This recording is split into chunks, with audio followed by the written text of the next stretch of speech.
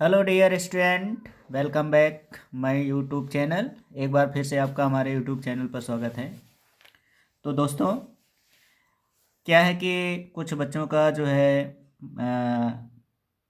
Call आया था, message आया था व्हाट्सएप पे कि जो है अनसॉल्व को हम लोग जो है सॉल्व कर लेंगे, आप जो है क्रैश क्वेश्चंस करवा दीजिए। तो आपके सामने हम क्रैश क्वेश्चंस लेकर आ गए हैं। तो अ, अब आप लोग जो है क्रैश क्वेश्चंस कर लीजिए। वैसे ये ठीक भी रहेगा, क्योंकि अनसॉल्व वगैरह आप सॉल्व करते रहो। अगर कोई भी डाउट होती है क्वेश्चंस में तो आप जो है उसको बताइए, तो उन सारे क्वेश्चंस के जो डाउट होंगे वो एक वीडियो बना करके उसमें दूर कर दिए जाएंगे। ठीक। तो जैसा कि आपके थंबनेल में दिख ही रहा है, यूपी बोर्ड 2025 टॉपर्स कैप्सूल। ठीक। तो अगर आप इतना तैयार कर लोगे तो टॉपर्स हो जाओगे, ठीक है ना। तो थ्योरी के साथ साथ न्यूमेरिकल्स भी रहेंगे। ठीक। पहले हम चैप्टर का थ्योरी पूरा बताएंगे जो उस चैप्टर से रिलेटेड है। ठीक। और उसके बाद फिर उसके जो है न्यूमेरिकल्स भी हो जाएगा। तो टॉपर्स कैप्सूल क्रैश कोर्स। ठीक। तो हम लोग शॉर्ट टाइम में जो है जो क्वेश्चंस बार बार रिपीट होते हैं उनको जो है पढ़ने वाले हैं। ठीक। तो चलिए वीडियो को ज़्यादा लंबी ना करते हुए हम लोग शुरू करते हैं आज से क्रैश कोर्स। और यही हमारा मेन टारगेट रहेगा। तो ज़्यादातर हम क्वेश्चंस अच्छे वाले करेंगे और इनको अच्छे से तैयार करते रहिए, ठीक है ना। तो पहला चैप्टर ले रहे हैं और पहले चैप्टर्स में कौन कौन से क्वेश्चंस लॉन्ग में आने वाले हैं, और फिर शॉर्ट आंसर भी इसी तरह आपको सारे क्वेश्चंस बताए जाएंगे, ठीक है ना। तो चलिए आइए देखते हैं। तो सबसे पहला क्वेश्चन हमारा क्या आता है वो आपकी स्क्रीन पे शो हो जाएगा। ठीक। तो चलिए देखते हैं पहला क्वेश्चन क्या है। तो पहला क्वेश्चन है भाई, आपके स्क्रीन पे आ चुका है। ठीक। तो क्या है, वैद्युत बल संबंधी कूलाम के नियम की व्याख्या कीजिए। ठीक। तो वैद्युत बल संबंधी कूलाम के नियम की व्याख्या कीजिए। ठीक। तो जैसा कि आपको पता है कूलाम ने क्या बताया था। तो कूलाम के अनुसार क्या है कि इन्होंने बताया था दो स्थिर बिंदु आवेशों के मध्य लगने वाला। चले यहाँ हम जो है पूरा उसके अकॉर्डिंग ही पढ़ते हैं। ठीक। तो चलिए देखते हैं कैसे इसे हमें सॉल्व करना है। ठीक। तो कूलाम ने क्या बताया था, यहाँ लिखोगे कूलाम के नियमानुसार। कूलाम के नियमानुसार। ठीक। परिभाषा वगैरह आप लोग नोट्स बना ही रखे हो, अच्छे से आप लोग वो कर लो। हम लोग केवल क्रैश क्वेश्चन तेजी में रिवाइज करेंगे बस, ठीक है ना। तो कूलाम के नियमानुसार कूलाम ने क्या बताया था, दो स्थिर बिंदु आवेशों के मध्य, एक स्थिर बिंदु आवेश ये हो गया, एक स्थिर बिंदु आवेश ये हो गया। ठीक। ये दो है स्थिर बिंदु आवेश, और एक को क्या किया गया Q1 चार्ज दे दिया गया और दूसरे को क्या किया गया Q2 चार्ज दे दिया गया। और ये दोनों चार्ज एक दूसरे से क्या है, कुछ दूरी पर स्थित हैं। हमने मान लिया ये दोनों किस दूरी पर स्थित हैं, r दूरी पर स्थित हैं। ठीक। तो ये हो गए। तो कूलाम ने क्या बताया था, किन्हीं दो स्थिर बिंदु आवेशों के मध्य लगने वाला आकर्षण अथवा प्रतिकर्षण। अब ध्यान दीजिए, अगर प्लस चार्ज इस पे भी होगा प्लस चार्ज इस पे होगा तो दोनों पे जो लगने वाला बल होगा वो कैसा होगा, प्रतिकर्षण बल होगा। ठीक। और अगर मान लो इस पे निगेटिव चार्ज है और इस पे भी निगेटिव चार्ज तो भी प्रतिकर्षण ही बल लगेगा। बट अगर एक पे पॉजिटिव और दूसरे पे क्या हो जाए, निगेटिव चार्ज हो जाए, तो इस सिचुएशन में हमारा जो फोर्स होगा वो कैसा होगा, अट्रैक्शन फोर्स हो जाएगा, आकर्षण बल लगेगा। ठीक है ना। तो यही बताया गया था कूलाम के अनुसार। इन्होंने क्या बताया कि दो स्थिर बिंदु आवेशों के मध्य लगने वाला आकर्षण अथवा प्रतिकर्षण बल दोनों आवेशों के मात्राओं के गुणनफल के क्या होता है, अनुक्रमानुपाती, यानी F directly proportional Q1 Q2 होता है। ठीक। फिर आगे इन्होंने बताया उनके बीच की दूरी, यानी इन दोनों के बीच की दूरी के वर्ग के व्युत्क्रमानुपाती होती है, यानी कि F इनवर्सली प्रोपोर्शनल हो जाएगा 1/r²। ठीक। अब आपको क्या करना है, दोनों नियम को मिला देना है। तो यहाँ लिखोगे दोनों नियमों को मिलाने पर, दोनों नियमों को मिलाने पर। ठीक। तो अगर हम दोनों नियम को मिला दें मिलाने पर, ठीक, तो दोनों नियम को मिलाएंगे तो क्या होगा, F डायरेक्टली प्रोपोर्शनल हो जाएगा Q1 Q2 अपॉन r²। ठीक। अब इसके बाद क्या करेंगे, प्रोपोर्शनल का साइन हटाएंगे, ठीक। तो प्रोपोर्शनल का साइन हटाएंगे तो इसके स्थान पे एक कांस्टेंट वैल्यूज आती है, और वो कांस्टेंट वैल्यूज क्या हो जाएगी, तो उसे हम लिखेंगे एफ इक्वल टू के, और ये हो जाएगा आपका Q1 Q2 upon are square, ठीक। अब प्रोपोर्शनल का साइन हटता है तो इसके स्थान पे एक जो है मतलब कांस्टेंट आ गया के, और के क्या होती है, तो जब इसका एक्सपेरिमेंट किया गया तो एक्सपेरिमेंट करने पर पाया गया कि के की जो वैल्यूज़ होती है वो किसके बराबर होती है, 1/4πε0 के, ठीक। तो जहाँ के लिखा है के प्लेस पे अगर हम ये वैल्यूज़ पुट कर देंगे तो हमारी जो वैल्यूज़ हो जाएगी वो क्या बन जाएगी, तो वो हो जाएगा आपका एफ इक्वल टू 1/4πε0, ठीक। और ये बन जाएगा आपका Q1 Q2 upon are square. तो यही होता है भैया कूलाम का नियम, ठीक। तो इसको आप इस तरह से अच्छे से प्रूव करना सीख लीजिए, ठीक। तो ये होती है। अब याद रखना जहाँ इसमें जितने भी वर्ड यूज़ किया जाए उन सभी के बारे में ज़रूर लिख दिया करो। जैसे जहाँ ε0 क्या है, तो यहाँ लिख देना निर्वात की विद्युतशीलता, ठीक है ना, क्या है, निर्वात की विद्युतशीलता है, ठीक। इस तरह से इसको प्रूव कर लेते हैं। आई होप आपको क्वेश्चन समझ में आ गया होगा। अब हम लोग चलते हैं अगले क्वेश्चंस की ओर। तो भैया अगला क्वेश्चंस आपकी स्क्रीन पे आ रहा है, ध्यान दीजिए उसमें हमें क्या करना है, ठीक। Question number 2। अब भाई क्वेश्चन नंबर 2 में क्या कह रहा है, क्वेश्चन नंबर 2 कह रहा वैद्युत क्षेत्र की तीव्रता की परिभाषा और मात्रक लिखिए, ठीक। अब हमें क्या करना है, वैद्युत क्षेत्र की तीव्रता और परिभाषा की मात्रक बतानी है, ठीक। तो जैसा कि आपको पता है, ठीक, तो इसका जब हम आंसर लिखेंगे तो आंसर क्या होगा, तो आपको पता है कि एकांक धन आवेश को, तो ध्यान दीजिए इसका आंसर क्या होगा, वैद्युत क्षेत्र में स्थित किसी बिंदु के प्रति एकांक परीक्षण धन आवेश पर लगने वाले बल को उस बिंदु की वैद्युत क्षेत्र की तीव्रता कहते हैं, ठीक। तो फिर से समझ लो, क्या लिखोगे, वैद्युत क्षेत्र में स्थित किसी बिंदु पर प्रति एकांक परीक्षण आवेश पर लगने वाले बल को उस बिंदु पर वैद्युत क्षेत्र की तीव्रता कहते हैं। इसे ई से प्रेजेंट किया जाता है और इसका फार्मूला क्या होता है, ए इक्वल टू होता है एफ अपॉन क्यू नॉट, ठीक। तो जहाँ आपका क्या है, जहाँ क्यू नॉट जो होती है इसे हम बोलते हैं परीक्षण आवेश, क्या होता है भैया, परीक्षण आवेश है, ठीक। तो ये हो गया आपका परीक्षण आवेश। अब देखो इसमें क्या कह रहा है, परिभाषा हो गई।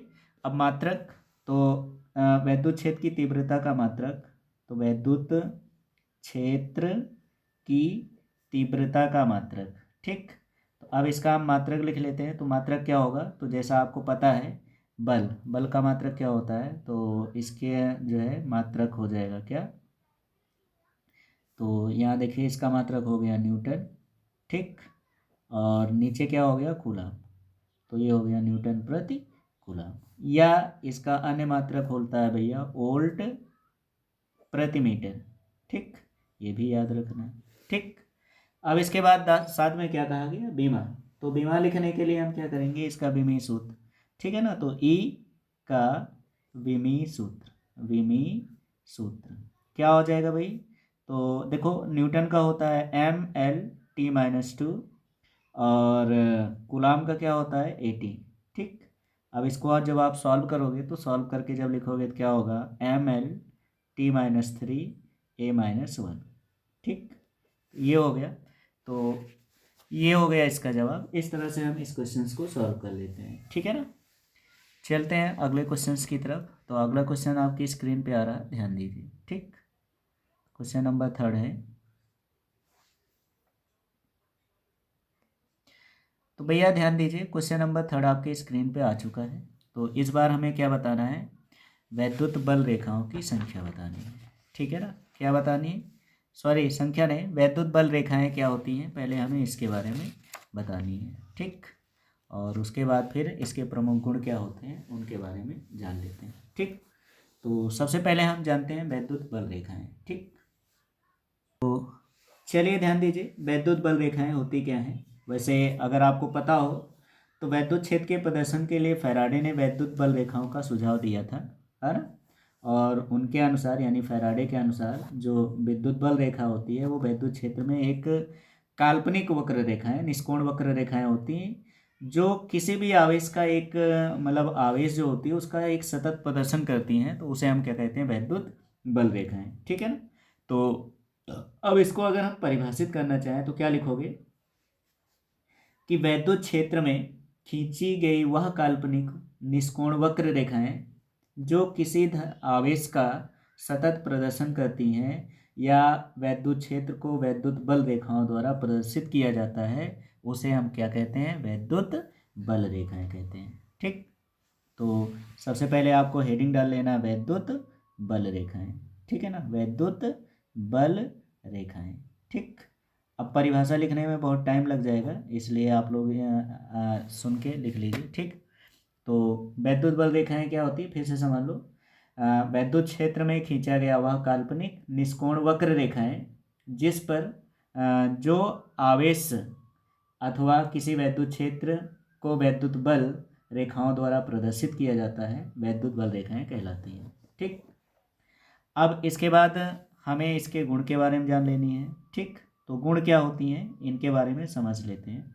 ठीक, तो प्रॉपर्टी नंबर फर्स्ट, जैसा आपको पता है कि वैद्युत बल रेखाएं जो होती हैं वो धन आवेश से प्रारंभ होती हैं और ऋण आवेश पर क्या होती हैं, समाप्त हो जाती हैं। ठीक, वैद्युत बल रेखाएं क्या होती हैं, धन आवेश से प्रारंभ होती है और ऋण आवेश पर समाप्त हो जाती है। ये देखिए जैसा कि आपको चित्र में दिखाया गया है। ठीक, तो चित्र में आप देख रहे हो कि ये आपका धन चार्ज है और धन चार्ज से ये सारी रेखाएं चलती हैं और ऋण आवेश पर आके क्या होती है, समाप्त हो जाती है। ठीक, तो चित्र में इसलिए मैंने प्रदर्शित कर दिया है। ठीक, अब इसके बाद आगे देखते हैं। तो अगले गुणों को हम जो है उसमें जो है बना के बताएंगे, ये मैंने ऐसे बना दिया है। ठीक, तो ये देखिए धन आवेश से प्रारंभ हुए और यहाँ ऋण आवेश पे आके क्या होती है, समाप्त हो जाती है। ठीक, तो प्रॉपर्टी नंबर फर्स्ट यही हो जाएगी। ठीक, तो इसको आप बढ़िया अच्छे से लिखना है ना, लिख लीजिएगा और अच्छे से तैयार कर लीजिए। ठीक, तो क्या लिखोगे, धन से प्रारंभ हो गया ना, धन आवेश, आवेश से प्रारंभ होती है, से प्रारंभ होती है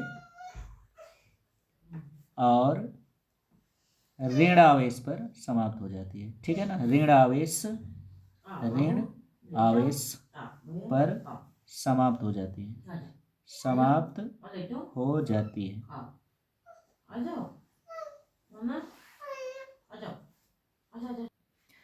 आगे देखिए नेक्स्ट क्वेश्चन, मतलब नेक्स्ट प्रॉपर्टीज़ की क्या है। तो नेक्स्ट प्रॉपर्टी में देखते हैं।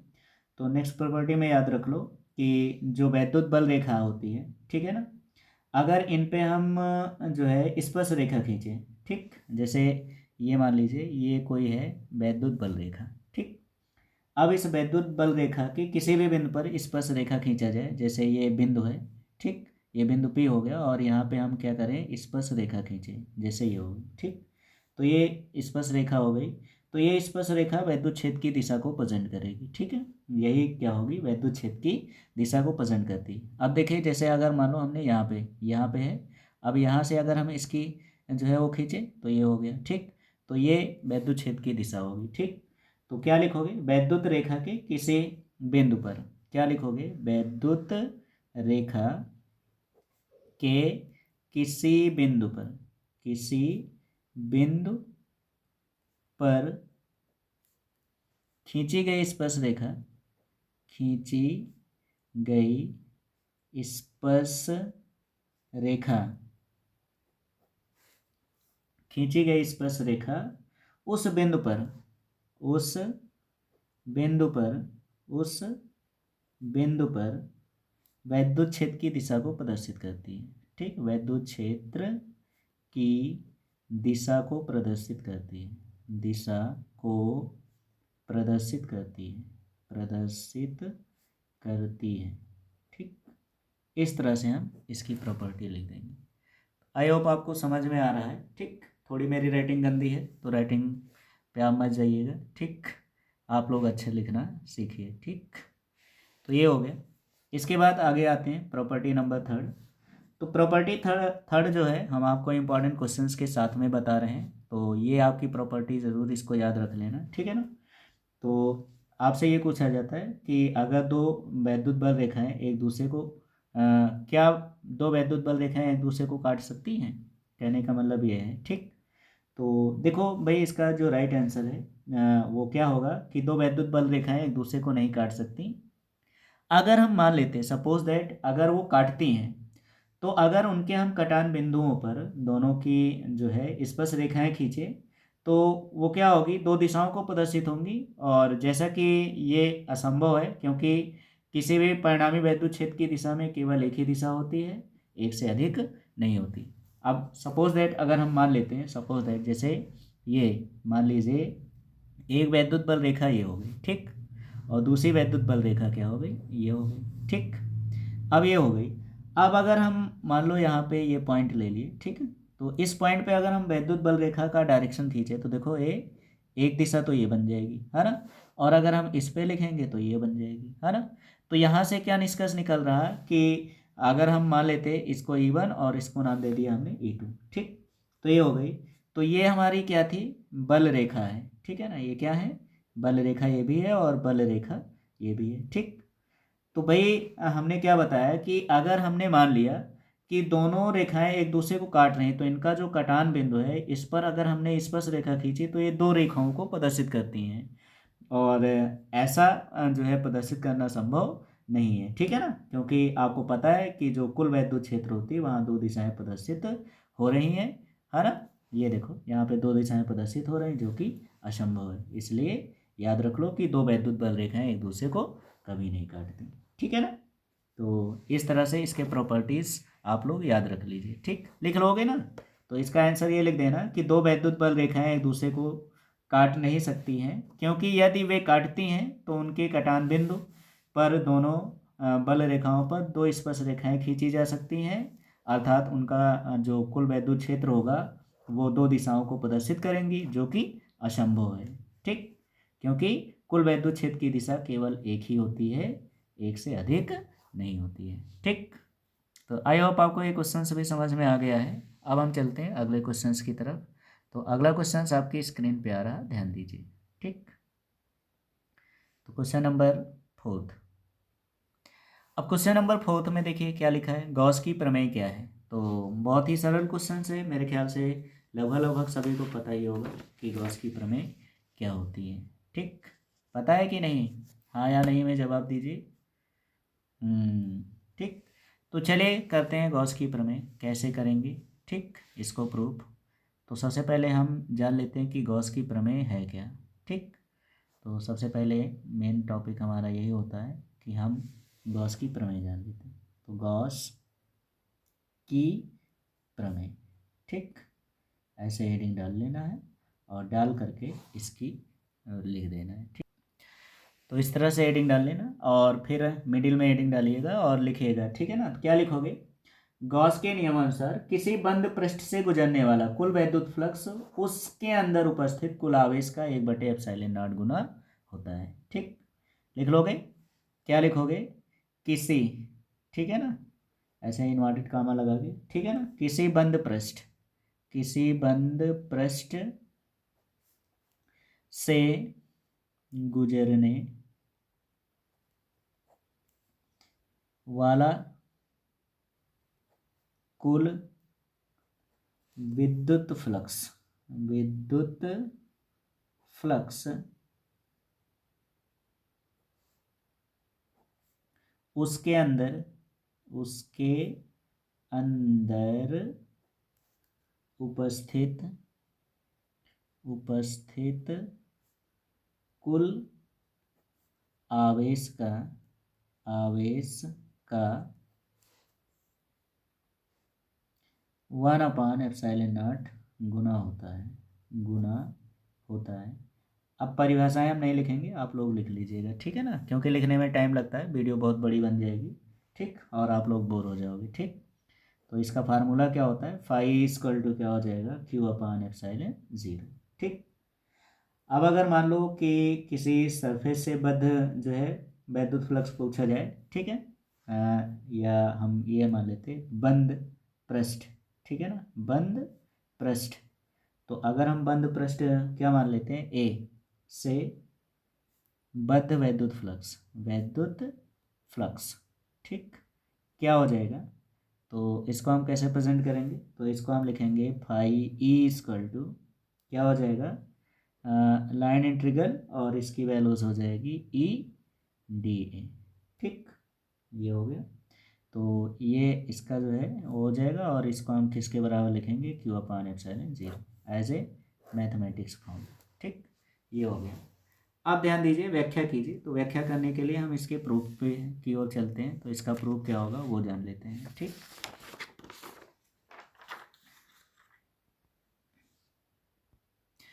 तो चलिए देखते हैं इसके प्रूफ को कैसे हमें करना है प्रूफ। तो सबसे पहले हम एक फिगर ड्रा करेंगे, तो जैसा आपको चित्र में दिख रहा है। ठीक, तो इस तरह से आप फिगर ड्रा कर लीजिए। ठीक, अब इसमें ये देखो क्यू आवेश है, और इसका ये जो है घन कोण है। ठीक, और इसके बाद ये इसका अल्पांश क्षेत्रफल है। ठीक, तो सबसे पहले आपको स्टेटमेंट लिखना होता है। तो स्टेटमेंट में क्या लिखोगे? माना कोई आवेश क्यू बंद पृष्ठ, और पृष्ठ को हमने यस से दिखाया तो यस लिखना। ठीक है ना, बंद पृष्ठ यस के अंदर किसी बिंदु ओ पर स्थित है।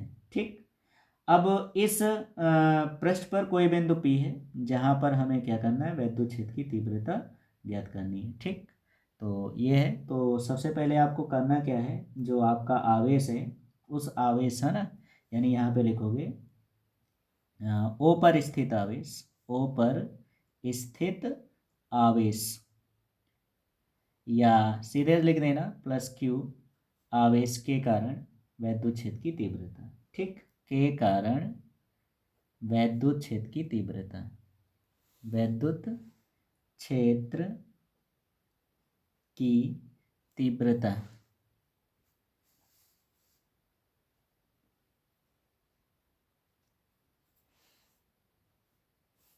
क्षेत्र की तीव्रता।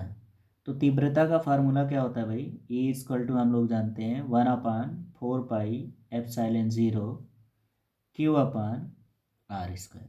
ठीक, ये हो गया। अब आपको करना क्या है? अगर हम मान लेते हैं कि जो आपका ये पृष्ठ दिया है, ठीक, तो इस पृष्ठ से गुजरने वाला है ना, तो क्या लिखोगे कि अल्पांश अल्पांश क्षेत्रफल है ना, अल्पांश डायरेक्ट लिख देते हैं डीएस से गुजरने वाला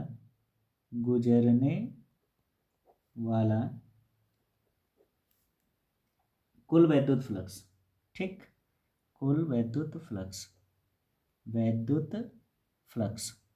ठीक, चलो आओ देखते हैं क्या निकल के आता है। तो क्या लिखोगे?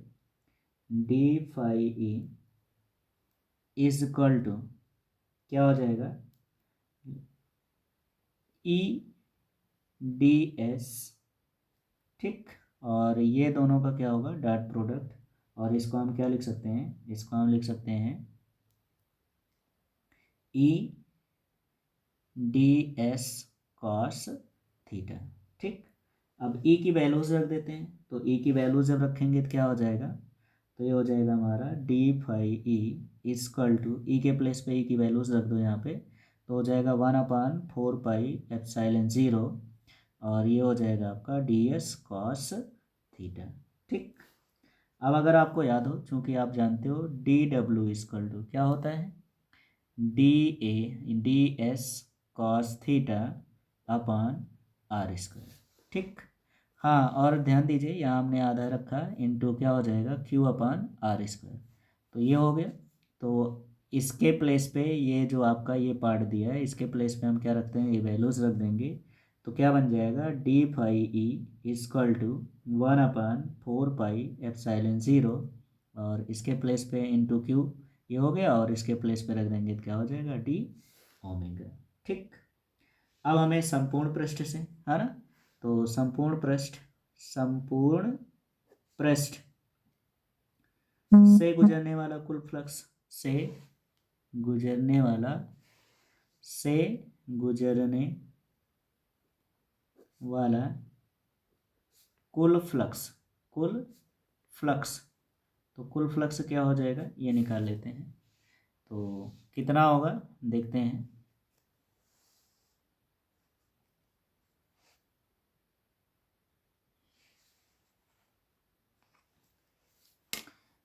क्या कर देंगे इसको, लाइन इंटीग्रल, यानी कि phi E equal to line integral क्या हो जाएगा, डी फाई ई, और इसकी जब वैल्यूज़ रखा जाएगा तो लाइन इंटीग्रल और ये हो जाएगा क्यू अपान 4 पाई एप्सिलॉन ज़ीरो, और ये बन जाएगा डी ओमेगा।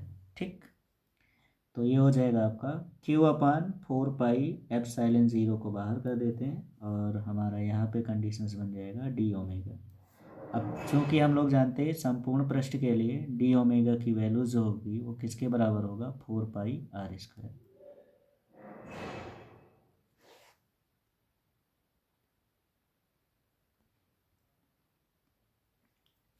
तो ध्यान दीजिए डी ओमेगा की वैल्यू जो होती है वो किसके बराबर होती है, 4 पाई। तो अब यहाँ पे इसकी वैल्यूज रखेंगे तो फाई ई इक्वल टू हो जाएगा क्यू अपान 4 पाई एप्सिलॉन ज़ीरो इंटू क्या हो जाएगा, 4 पाई।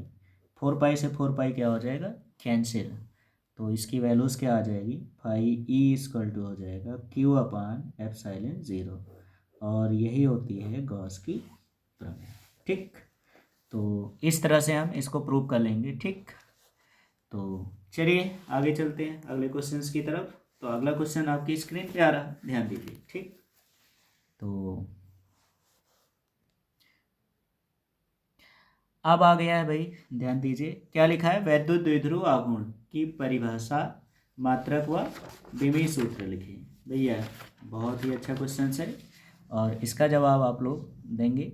ठीक, अब कैसे देना है वो तो आपको पता ही है। ठीक, तो सबसे पहले मिडिल में हम हेडिंग डालेंगे और उसके बाद इसको लिखेंगे। ठीक, तो आइए भाई देखते हैं क्या कह रहा है। तो सबसे पहले आपको लिखना है वैद्युत द्विध्रुव आघूर्ण की परिभाषा। तो हेडिंग डाल लो वैद्युत द्विध्रुव आघूर्ण, वैद्युत द्विध्रुव आघूर्ण।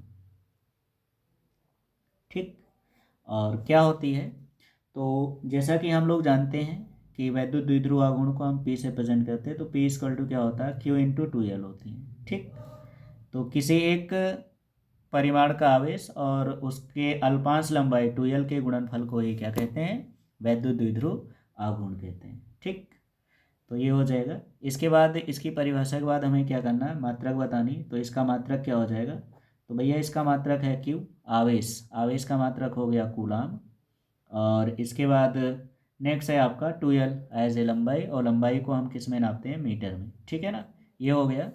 अब ध्यान दीजिएगा इसका अन्य मात्रक हम आपको बता देते हैं। तो अन्य मात्रक में इसका होता है एक मात्रक और, जिसे हम डेबाई के नाम से जानते हैं। ठीक, तो डेबाई भी इसका मात्रक हो गया है। साथ में इसकी हमें बीमा बतानी है। तो बीमी सूत्र, अगला क्या हो जाएगा, बीमी सूत्र। तो बीमी सूत्र क्या होगा भाई, कूलाम का होता है 80 और मीटर का हो जाएगा यल।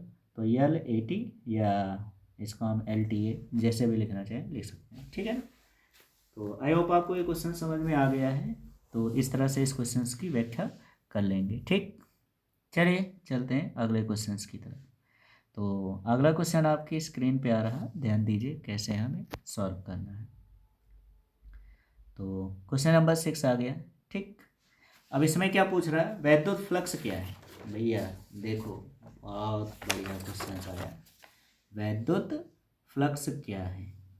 ठीक, तो सबसे पहले हमें क्या करना है, वैद्युत फ्लक्स के बारे में बताना है। तो सबसे पहला चीज़ चलिए देख लेते हैं। तो पहले हेडिंग हमारी हो गई वैद्युत फ्लक्स। अब पहले इसके बारे में जान लेते हैं कि वैद्युत फ्लक्स क्या होती है। ठीक, तो जैसा कि आपको पता है वैद्युत क्षेत्र में स्थित किसी तल के अभिलंबवत गुजरने वाली समस्त वैद्युत बल रेखाओं की संख्या को वैद्युत फ्लक्स कहते हैं। ठीक, आई होप समझ में आ गया होगा। क्या लिखोगे, वैद्युत क्षेत्र में स्थित किसी तल के अभिलंबवत गुजरने वाली समस्त वैद्युत बल रेखाओं की संख्या को वैद्युत फ्लक्स कहते हैं। ठीक, जिसका फार्मूला क्या होता है, तो भाई फार्मूला होता है इसका phi E equal to E ए। ठीक, अगर, ठीक है ना, यदि, फिर यहाँ लिखोगे यदि, यदि वैद्युत बल रेखाएं तल से थीटा कोण बना रही हो, तल से थीटा कोण बना रही हो, बना रही हैं, तो क्या फार्मूला हो जाएगा, तो फार्मूला हो जाएगा phi E equal to E A cos theta. ठीक, ये हो जाएगा। तो ये हो गया वैद्युत फ्लक्स का मात्रक और विभव। ठीक, तो आई होप आपको समझ में आ गया होगा। अब इसके बाद आपको करना क्या है, कह रहा वैद्युत फ्लक्स कब धनात्मक और कब ऋणात्मक होता है। ठीक, तो अब ये नोटेड पॉइंट के रूप में ध्यान दीजिए। ठीक, कि जब आपकी वैद्युत बल रेखाएं, ठीक है ना, जब वैद्युत बल रेखाएं क्या होती हैं, तो ध्यान दीजिएगा, जब वैद्युत बल रेखाएं, जैसे ये कोई तल है, ठीक, ये मैंने कोई जो है तल बना दिया, ये हो गई। ठीक, और इस पे कोई चार्ज है, ये देखिए। ठीक, तो ये चार्ज हो गया। अब इसमें अगर वैद्युत बल रेखाएं क्या कर रही हैं, तल के अंदर प्रवेश कर रही हैं, ठीक है ना, क्या कर रही हैं, तल के अंदर प्रवेश कर रही हैं।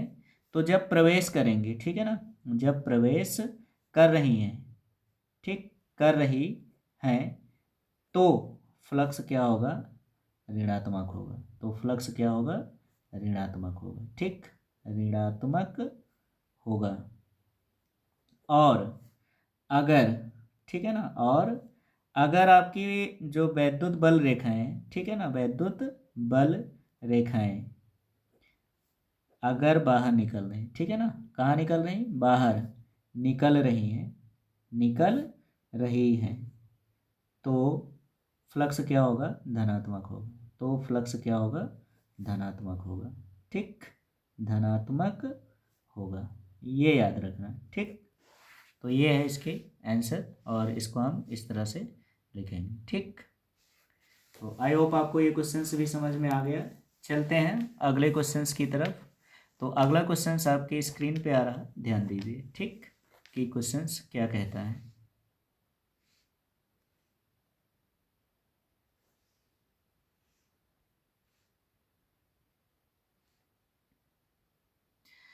अब ध्यान दीजिए, क्वेश्चंस में डेरिवेशन आ गया, तो इस डेरिवेशन को हम लोग करेंगे।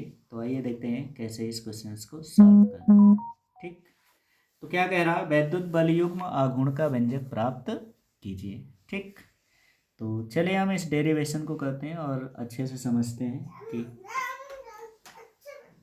तो सबसे पहले हम चित्र के बारे में जान लेते हैं। तो सबसे पहले आप क्या करिए, एक वैद्युत जो है क्षेत्र बना लीजिए, जैसा कि चित्र में दिखा है। ठीक, और ये हो गया वैद्युत द्विध्रुव, ठीक, जिसका नाम दे दिया गया ए बी। ठीक, और इस पे धन आवेश है और ये ऋण आवेश है। ठीक, और इनके बीच की अल्पांश लंबाई जो हो गई वो क्या हो गई, 2l हो गई। और ये आपकी लंबवत जो है दूरी हो गई कितनी, 2l साइन थीटा। ठीक, तो इसको कैसे फाइंड करते हैं, तो ध्यान दीजिए कैसे फाइंड करना है। अगर हम देखें तो त्रिभुज ए बी सी में, ठीक है ना, ए बी सी में, और यहाँ हम क्या करेंगे, त्रिकोणमिति लगाएंगे। ठीक, क्या रखेंगे, त्रिकोणमिति से।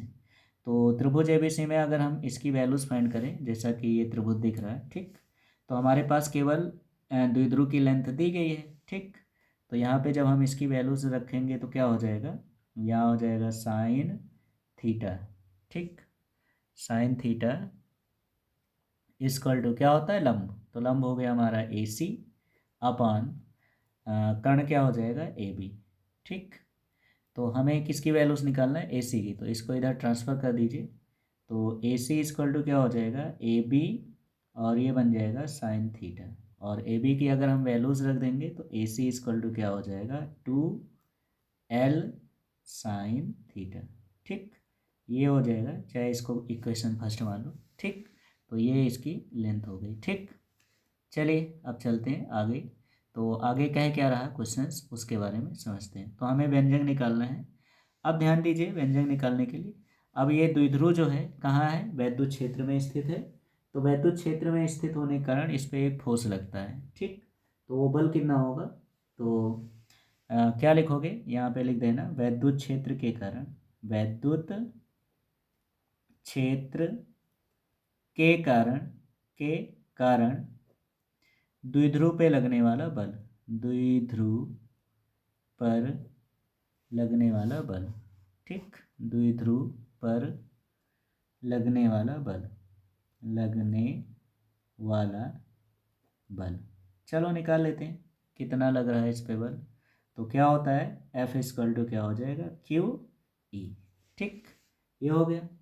अब क्या करते हैं, क्योंकि आपको पता है कि जो आपके बल हैं, ठीक, एक बल ये लग रहा है आपका, अगर हमने मान लिया इसका बल जो है F1 है और ये बल हो गया F2।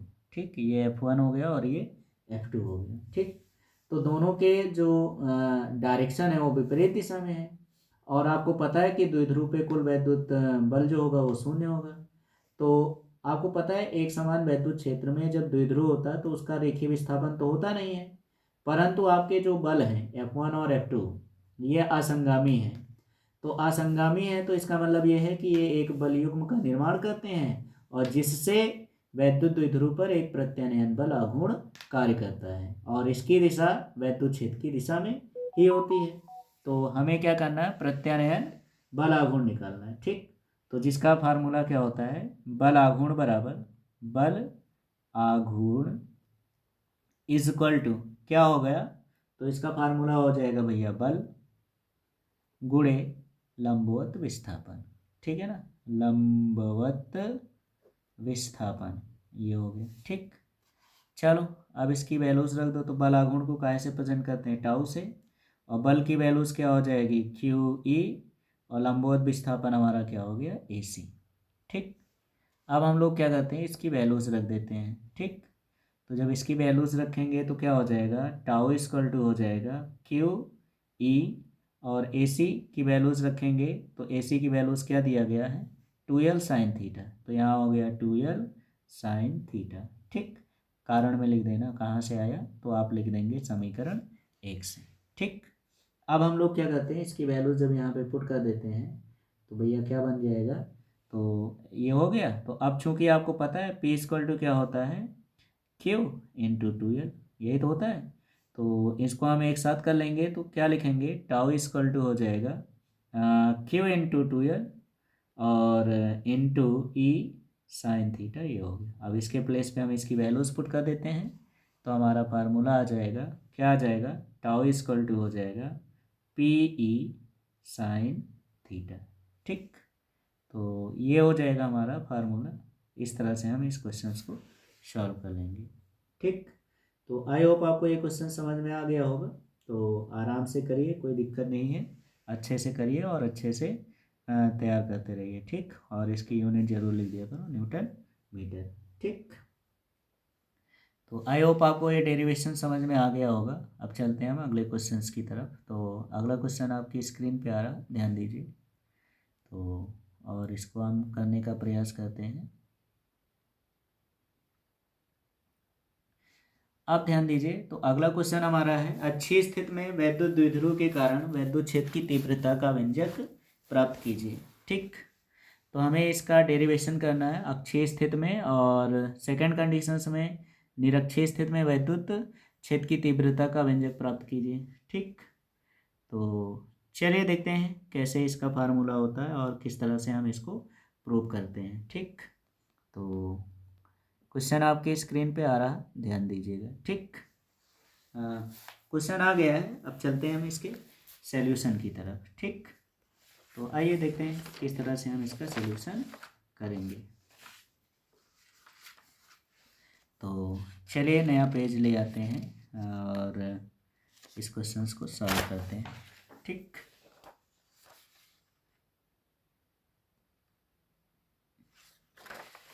पेज आ गया है और चलिए देखते हैं कैसे इसको सॉल्व करना है। तो फुल स्क्रीन पे आ जाते हैं, ये है। ठीक, तो सबसे पहले हम एक वैद्युत द्विध्रुव का निर्माण करते हैं। ये मान लिया ये है वैद्युत द्विध्रुव। ठीक, और इसका नेम दे दिया हमने ए, और इसका नेम दे दिया बी, और इस पे चार्ज जो है प्लस का है और इस पे चार्ज क्या हो गया, माइनस का। ठीक, तो ये कौन सी कर रहे हैं हम, अच्छी स्थिति में। ठीक, अच्छी स्थिति, तो अच्छी स्थिति में वैद्युत क्षेत्र की तीव्रता का व्यंजक निकालने जा रहे हैं। ठीक, तो ये हो गया। अब इस द्विध्रुव की जो लंबाई है वो कितनी है, 2l है। तो यही आपको स्टेटमेंट में भी लिखना, माना ये भी एक वैद्युत द्विध्रुव है जिसकी अल्पांश लंबाई 2l है। द्विध्रुव के मध्य बिंदु O से r दूरी पर कोई बिंदु P है जहां पर वैद्युत क्षेत्र की तीव्रता ज्ञात करनी है। ठीक, तो इसकी दूरी जो हो गई वो क्या हो गई, r, और ये धन आवेश है, तो धन आवेश के कारण वैद्युत बल रेखाएं बाहर की यानी इन्फिनिट की ओर, तो इसकी डायरेक्शन इधर होगी। और ऋण आवेश है तो इसमें जो वैद्युत बल रेखा की दिशा होगी वो इधर हो जाएगी। ठीक, अब हमें क्या करना है, यहाँ से इसकी दूरी निकाल लेना। तो ये दूरी हमारी कितनी हो जाएगी, तो टोटल दूरी r है और ये वाली दूरी जो होगी वो l होगी। तो अगर टोटल दूरी r, इस दूरी r में से अगर ये दूरी माइनस कर दिया जाए तो ये दूरी हमें मिल जाएगी r माइनस यल। ठीक, और इसके बाद फिर बिंदु B से हमें दूरी चाहिए, तो बिंदु B से ये वाली दूरी हो जाएगी और यहाँ तक आ रही है, ये यल और ऐड हो जाएगी तो ये क्या बन जाएगा, r प्लस यल। ठीक, तो इस तरह से आपको क्या करना है, इसका जो है फिगर ड्रॉ कर लेना है। ठीक, अब इसके बाद हम लोग क्या करते हैं, इसको सॉल्व करते हैं और देखते हैं कि क्या आता है। ठीक, तो फिर यहाँ पे आपको लिखना है प्लस क्यू आवेश के कारण उत्पन्न वैद्युत क्षेत्र की तीव्रता, कारण उत्पन्न वैद्युत क्षेत्र की तीव्रता, वैद्युत क्षेत्र की तीव्रता। तो चलिए देखते हैं कैसे हमें इसको ज्ञात करना है। तो क्या हो जाएगा, E1 equal to 1/4 pi epsilon 0। अगर माध्यम है तो माध्यम के परावैद्युतांक, तो उसको हम कैसे प्रेजेंट कर देंगे। ठीक, और क्या हो जाएगा Q/r²। तो भैया इसकी दूरी जो है वो क्या है, r माइनस यल है, तो ये हो जाएगा r माइनस यल का होल स्क्वायर। ठीक, किस दिशा में है, तो ये डायरेक्शन है हमारी AP, तो यहाँ लिख देना है AP दिशा में। ठीक, AP दिशा में, इस तरह से हम कर लेंगे इसको। अब इसके बाद अगला कंडीशंस क्या कह रहा, तो फिर यहाँ लिखोगे माइनस आवेश के कारण। ठीक, आवेश के कारण उत्पन्न वैद्युत क्षेत्र की तीव्रता। ठीक, वैद्युत क्षेत्र ये हो गया और इसकी वैल्यूज क्या हो जाएगी भाई, तो E2 इक्वल टू हो जाएगा 1/4 पाई एप्सिलॉन 0 के, और ये भी हो गया हमारा Q/। अब इसकी दूरी जो है यहाँ से r प्लस यल है, तो ये वाली दूरी रखेंगे तो ये हो जाएगा r प्लस यल का होल स्क्वायर। ठीक, अब इसके बाद चलते हैं हम अगले आगे। अब हमें क्या करना है, इस बिंदु P पर परिणामी निकालना है। तो परिणामी तीव्रता, परिणामी वैद्युत क्षेत्र की तीव्रता पूरा लिखना है। ठीक है ना, वैद्युत क्षेत्र की तीव्रता। ठीक, तो कितना हो जाएगा भाई, तो क्या हो जाएगा, E इक्वल टू हो जाएगा हमारा E1 प्लस E2। ठीक, परंतु यहाँ ध्यान दीजिए कि E1 की दिशा इधर है और E2 की दिशा इधर है, तो दोनों की दिशाएं क्या हैं, विपरीत हैं। तो विपरीत होने के कारण इनका जो परिणामी वैद्युत क्षेत्र होगा वो क्या हो जाएगा, माइनस हो जाएगा। तो यहाँ हम क्या रख देंगे, यानी ये E2 हमारी विपरीत डायरेक्शन में है, तो E2 के प्लेस पे हम क्या रखेंगे, माइनस का E2। ठीक, तो जब यहाँ पे रखोगे तो इसकी वैल्यूज क्या हो जाएगी, तो ये हो जाएगा E equal to E1 minus E2। ठीक, चलो हम मान रख देते हैं इनकी और इसको सॉल्व करते हैं। ठीक, तो चलिए ध्यान दीजिए। ठीक, और इसकी है ना इधर अंडरलाइन कर दिया जाए और फिर क्या हो जाएगा, तो ये हो जाएगा E इक्वल टू E1 की वैल्यू जब रखेंगे तो हो जाएगा 1/4 पाई एप्सिलॉन 0 के, और ये हो गया आपका Q/r माइनस यल का होल स्क्वायर। ठीक, माइनस, अब यहाँ पे इसकी वैल्यूज रखेंगे तो 1/4 पाई एप्सिलॉन 0 के, और ये हो जाएगा Q/r प्लस यल का होल स्क्वायर। ठीक, अब इसको कॉमन कर लेते हैं तो E इक्वल टू हो जाएगा 1/4 पाई एप्सिलॉन 0 के, और यहाँ Q भी हमारा कॉमन हो जाएगा तो क्या बनेगा, 1/r माइनस यल का whole square minus 1/r plus L का होल स्क्वायर। ठीक, अब इसको आप सॉल्व कर लीजिए तो E इक्वल टू हो जाएगा 1/4 पाई एप्सिलॉन 0 Q, साथ में के लिख दो, और इसका हर बराबर करेंगे तो क्या बन जाएगा, r प्लस यल का होल स्क्वायर माइनस ये इधर गुणा होगा तो हो जाएगा r माइनस यल का होल स्क्वायर। अब यहाँ देखिए a minus B A plus B, तो a minus B A plus B यानी क्या हो जाएगा, r square minus L square, और यहाँ होल स्क्वायर तो इसका होल स्क्वायर ये हो गया। ठीक, तो इस तरह से इसकी वैल्यूज हो जाएगी। अब इसको हम ए प्लस बी का होल स्क्वायर माइनस, ये यहाँ पे फार्मूला होता है, ए प्लस बी का होल स्क्वायर माइनस ए माइनस बी का होल स्क्वायर इक्वल टू किसके होता है, 4ab। तो इसके प्लेस पे हम क्या रखेंगे, 4ab। तो ए के प्लेस पे आर है, बी के प्लेस पे यल है। तो यहाँ पे जब इसकी वैल्यूज रखा जाएगा तो ई इक्वल टू क्या हो जाएगा, तो ई इक्वल टू हो जाएगा 1/4 पाई एप्सिलॉन 0 के क्यू इंटू, अब इसके प्लेस पे इसकी वैल्यू जब पुट करोगे तो कितना हो जाएगा, 4 RL अपान नीचे क्या हो गया, R square minus L square का होल स्क्वायर।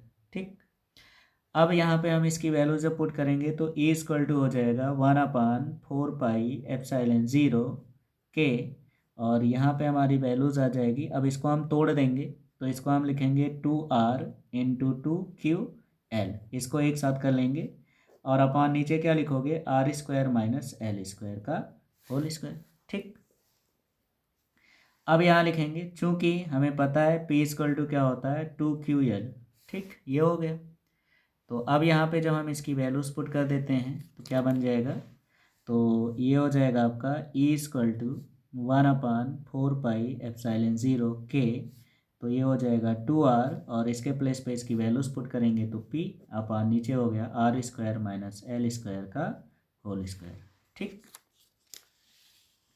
अब आ जाते हैं आगे। ठीक, तो आगे क्या करना है, इसकी वैल्यूज जब पुट करते हैं, ठीक, तो जब इसकी वैल्यूज पुट करेंगे तो क्या बन जाएगा, ध्यान दीजिए। तो यहाँ पहले लिख देना आर की तुलना में, यहाँ ना यहाँ लिखा, यदि आर की तुलना में L is very very less than, तो हमें क्या करना है, एल स्क्वायर को निगलेक्ट कर देना, यानी ज़ीरो के बराबर मानेंगे। तो जब एल स्क्वायर को निगलेक्ट कर देंगे तो हमारी वैल्यूज जो होगी ई इक्वल टू, वो क्या हो जाएगा, 1/4 पाई एप्सिलॉन 0 के, और ये हो जाएगा 2RP अपान, यहाँ पे इसकी वैल्यू ज़ीरो हो जाएगी, तो आर स्क्वायर, तो घात के ऊपर घात गुणा हो जाती है, तो 2 दूना 4 हो जाएगा, तो एक आर से एक आर कैंसिल हो जाएगा, तो 3 हो जाएगा। तो ये हमारी वैल्यूज़ हो जाएगी 1/4 पाई एप्सिलॉन 0 के, और ये हो गया 2P/r³। यही होती है अक्षीय स्थिति में वैद्युत क्षेत्र की तीव्रता का व्यंजक। तो आई होप आपको क्वेश्चन समझ में आ गए होंगे। तो अब हम चलते हैं अगले क्वेश्चंस की तरफ। तो अगला क्वेश्चन आपकी स्क्रीन पे है। ठीक, तो ये तो था अक्षीय स्थिति में वैद्युत क्षेत्र की तीव्रता। निरक्षीय स्थिति में वैद्युत क्षेत्र की तीव्रता का व्यंजक प्राप्त कर लेते हैं। ठीक, तो कैसे करना है वो हम लोग आगे के पार्ट में देखते हैं।